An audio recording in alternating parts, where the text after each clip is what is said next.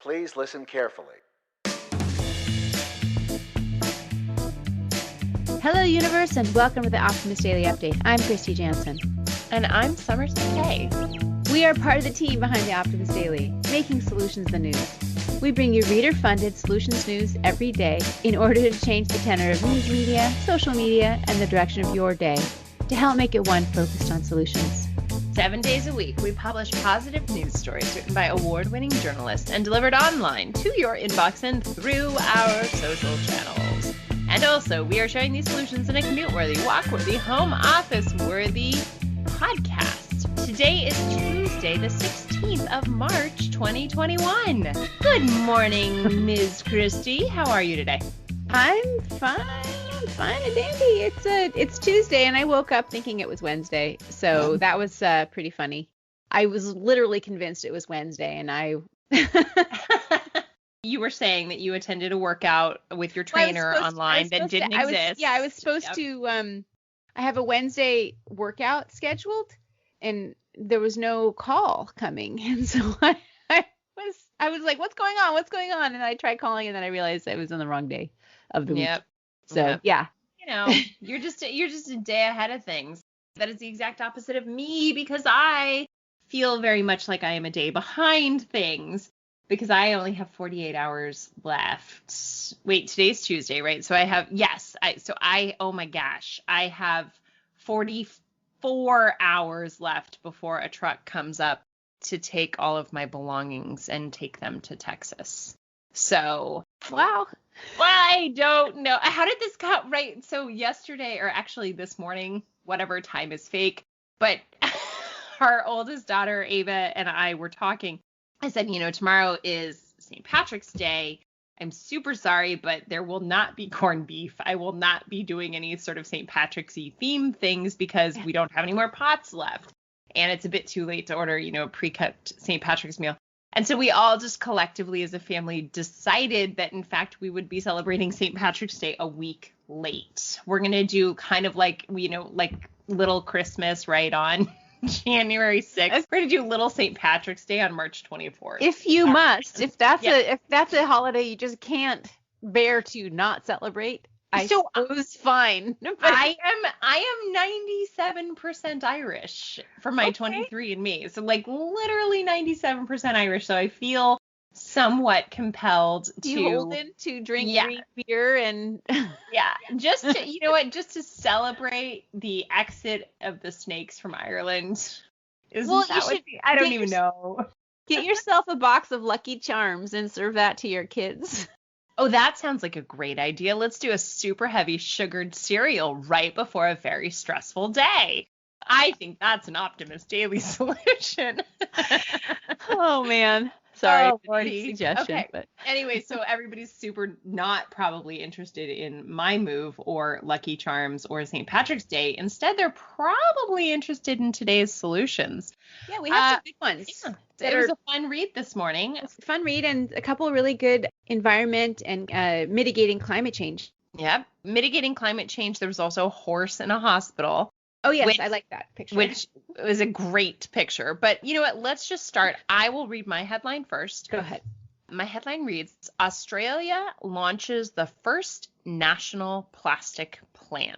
Now, we all know plastic is a huge concern. The pollution is a huge concern. Everything from marine environments to, all of our biosphere is really affected greatly by plastic pollution. And Australia has announced a new national plastic plan, which basically aims to comprehensively reduce plastic pollution and its associated health and environmental hazards. Their goal is to reduce the 1 million ton of single-use plastics that Australians use each year with 5 strategic angles.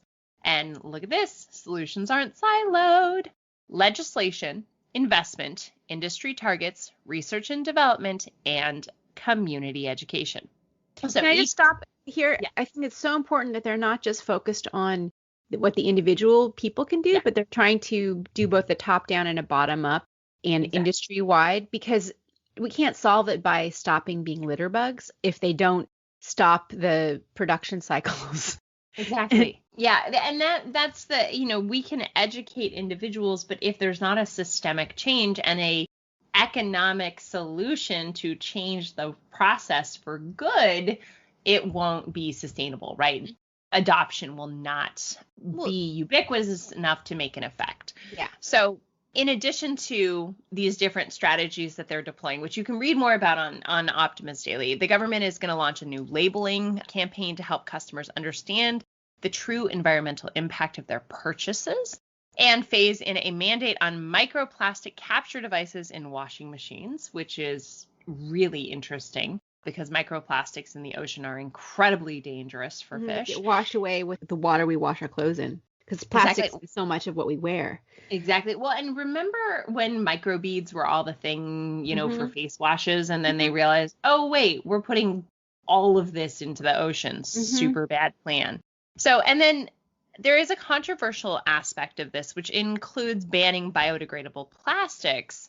This kind of speaks to the story we talked about yesterday, is like slapping a label on something and pretending that it's good for the earth.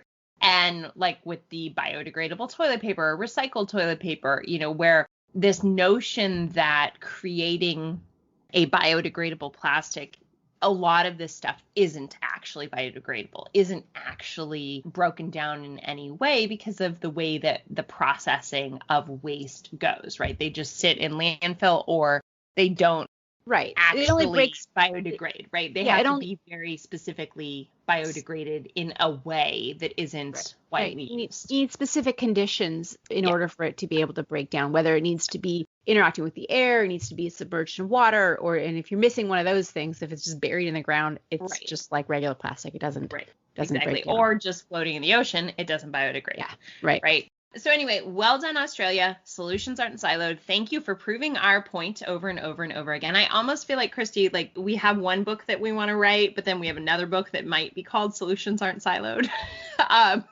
Because this is fantastic.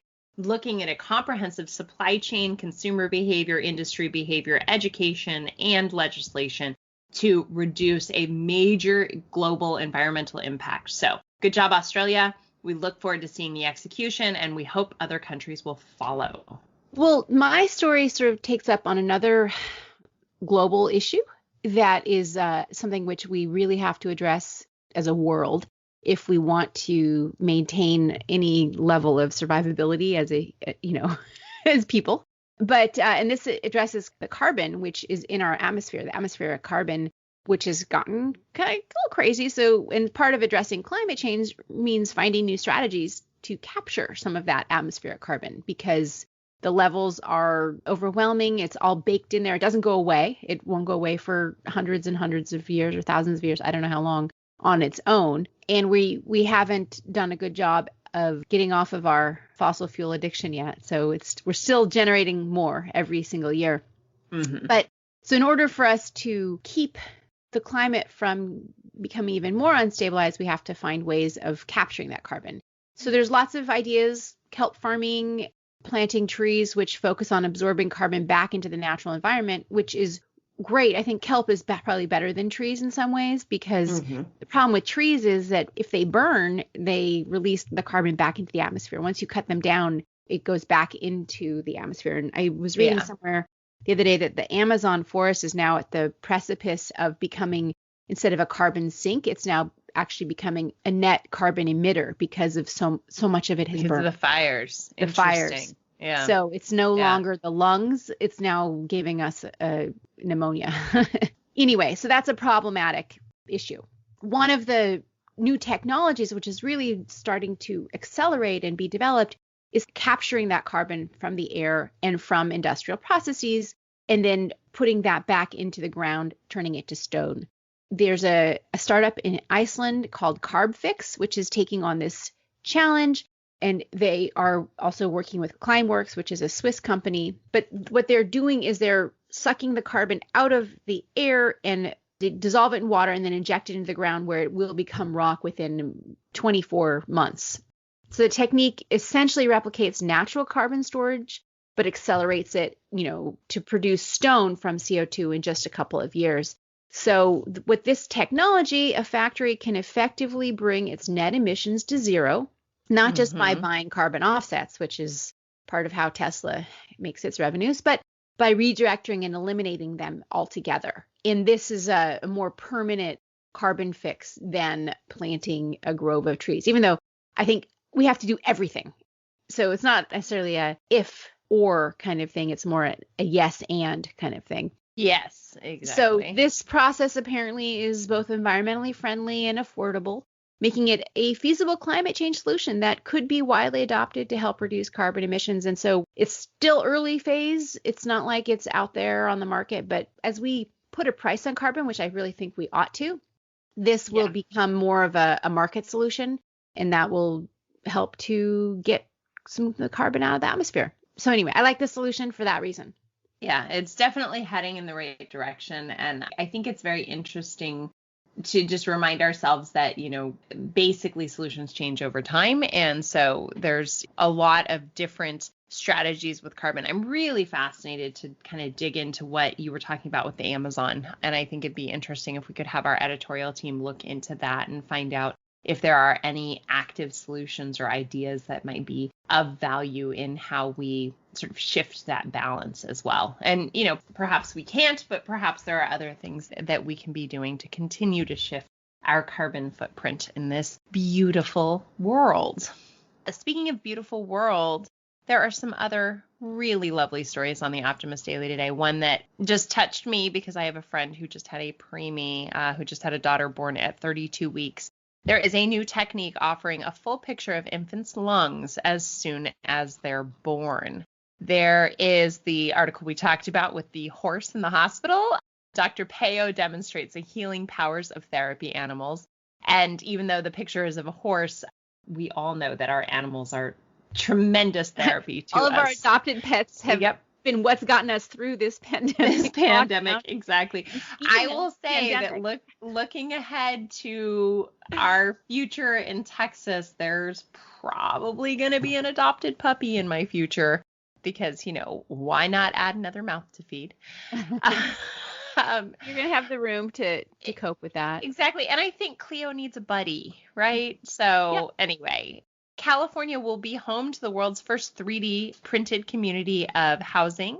And there is an article about how to cope with post-pandemic anxiety. Kristy, I know that you and I both have started to witness some of that. What else do we have on here today? Hermes is going to be the latest brand to offer mushroom-based leather products, and that's teaming up with Myco Works. The fashion house of Hermes is going to be developing some lovely looking handbags made out of mycelium leather.